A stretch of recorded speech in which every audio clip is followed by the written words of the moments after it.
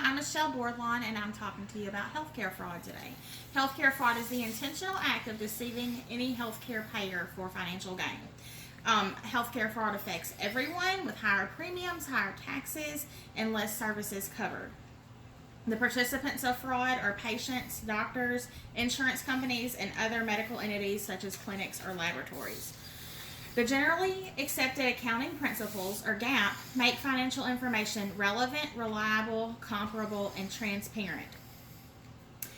They also, the generally accepted accounting principles that I'm going to be focused on in this research are the separation of duties, which must be in place to ensure decisions go through proper channels, and without the separation of duties, there is a greater risk of fraud. Another generally accepted accounting principle is the timely reporting, which helps identify fraud over time, and full disclosure, which gives stockholders the information needed to make decisions and operate in good faith. It also lets stockholders know that managers are willing to deal with fraud found within the company. The anti-kickback statute is a law that penalizes providers that receive compensation for referring patients to government health care programs. The False Claims Act, another piece of legislation, holds government workers liable when they commit fraud against the government. The Yates memo was issued in 2015 by Deputy Attorney General Sally Yates. She shifted the attention of focus from corporations to individuals that make unethical decisions. And it says that a person is still liable even if they don't know that they're aware, even if they're not aware that they're committing fraud. It gives provisions for whistleblowers to be compensated also. Internal controls are important. They help make sure that the people are doing what they're supposed to do within the company.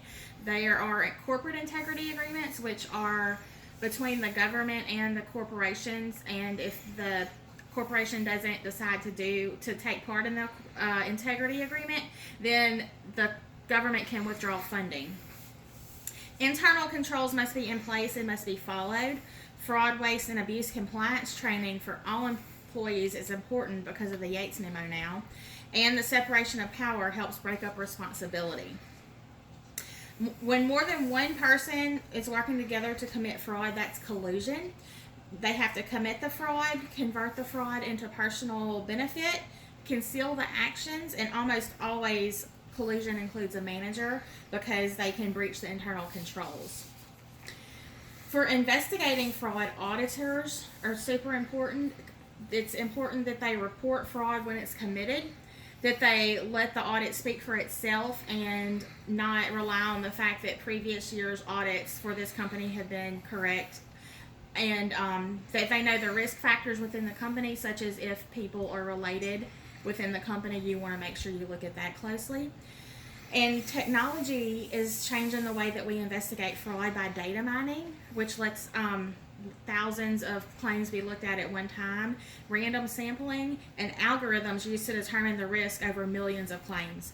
Investigating claims and providers found to be high risk factors, once they are found with the algorithms, then the auditors look at these high risk factors more closely. Thank you.